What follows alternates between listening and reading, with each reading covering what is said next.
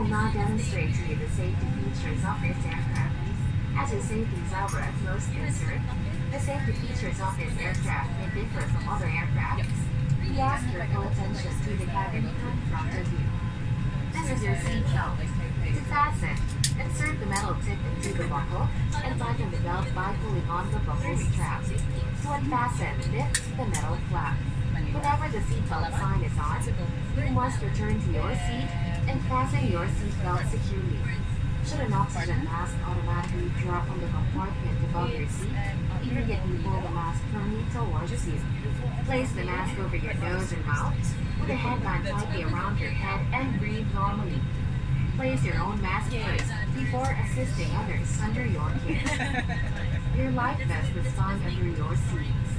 On water landing, remove sharp objects from your body. Slip vest over your head.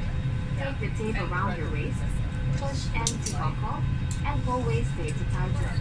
When outside the aircraft, pull down sharply the red tag at the lower end to inflate life vest.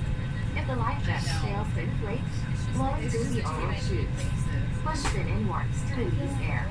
Do not inflate your life vest inside the aircraft. The light will automatically activate when the battery is immersed in water, and here is a whistle to attract attention. Evacuation slides are located at all exits. Please note where the emergency exits on the aircraft are located. They are being pointed out to you now. Bearing in mind the nearest exit may be behind you. During evacuation, leave your hand luggage. If smoke is present, please keep low and follow the path lights to the nearest exit as indicated. A copy of this safety information card is in your seat pocket. Please read it carefully.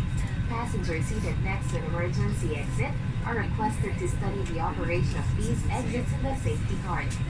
As this is a non-smoking flight, please do not smoke throughout the flight. Smoking in the toilet will activate the smoke alarm. Tampering the smoke detector is punishable by law. Thank you for your attention.